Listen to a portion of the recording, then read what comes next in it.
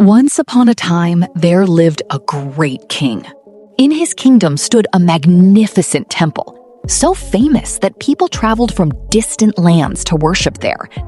Every morning, the king himself would visit the temple, offer prayers, and bow before the deity with great devotion. But as he descended the temple stairs afterward, he always saw the same sight. Two beggars sitting on either side of the steps. The beggar on the left would lift his hands and say, "Oh God, you've blessed the king with so much. Please bless me with a little too." While the beggar on the right would say, "Oh king, God has given you so much. Please share a little with me too." The king heard these voices every single day. At first he ignored them, but one afternoon, as he sat in his royal chamber, a thought struck him. Interesting.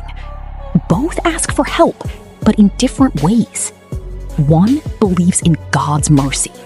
The other believes in mine. Smiling to himself, he called his minister. "Tomorrow," the king said, "I'm traveling outside the kingdom. The right side beggar always asks me for help. His faith lies in me, not in God. So while I'm away, help him in my name. Take a bowl of delicious sweet rice pudding and hide some gold coins at the bottom. Give it to him. His life will change forever." The minister was delighted by the king's idea. He prepared the kheer, hid the coins beneath, and took it to the temple. The next morning, he approached the right side beggar and said, "You always say, 'Oh king, share your blessings with me.'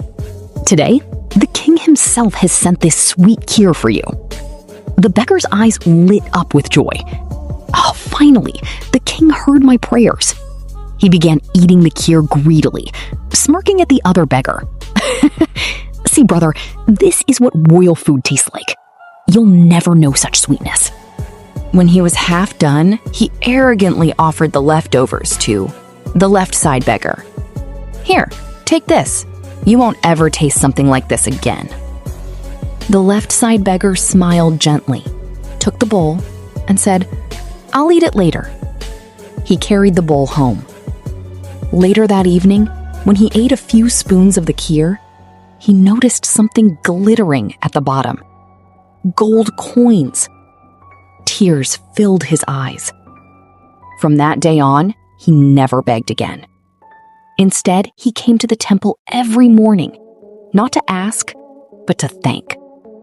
When the king returned from his journey, he went to the temple and asked about the beggars. He was surprised to see the left side beggar praying joyfully, and the right side one still sitting there empty-handed. The king sighed and said, "You were right, my friend," turning to the right side beggar. "The other man always said, 'Oh God, bless me.' You said, 'Oh king, help me.' I sent the gift for you, but it reached the one whose faith was in God.